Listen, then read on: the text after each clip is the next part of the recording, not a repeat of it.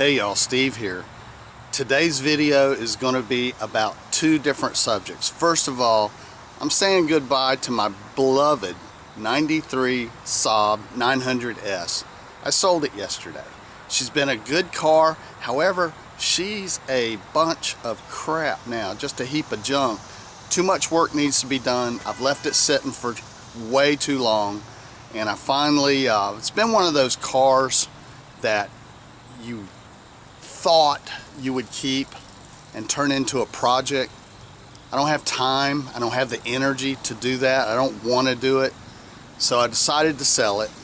So she sold yesterday. The guy's going to come pick it up. He could drive it away, however I think he's going to put it on a trailer and take it because there's no tags, no insurance. So, but it is drivable. So it's time I said goodbye. I've had the car since I've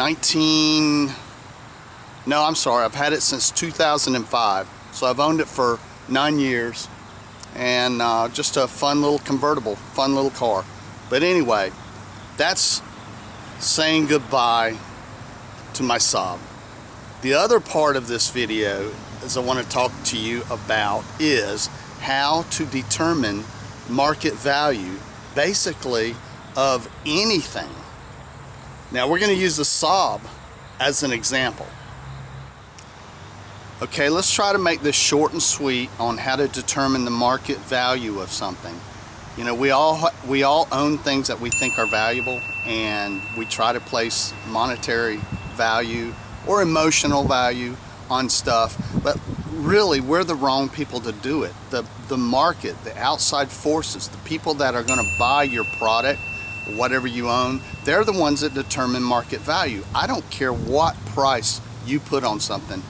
I always told my kids when they thought something was, oh, you know, I've got a card or this or whatever it was valuable, and they would say it's worth so much money. I'd say no, it's not. And they took them a while to understand. They understand it now. It's only worth as much as someone is willing to pay for it. Let's take the Saab for example.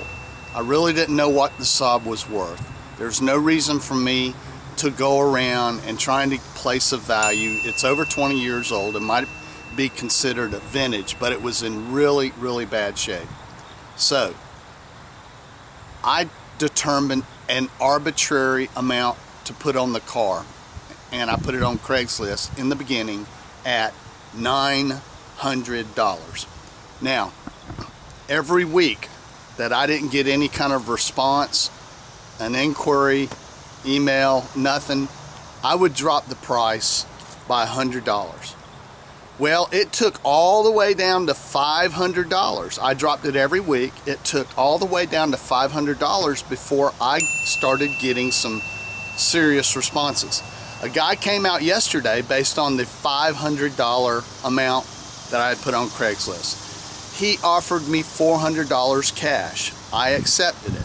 So now, what's the market value of my Saab? It's $400, correct. So remember that when you try to place value on something you have because you've looked in a magazine, you've looked online, you've looked on Kelley Blue Book, wherever, it's sitting on a dealer lot, it doesn't matter. I don't care what it is. I don't care if it's a baseball card or a car.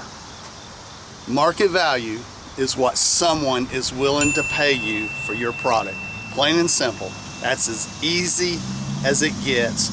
That's a financial lesson 101 from Steve concerning market value. Hey, I'll see you guys in my next video.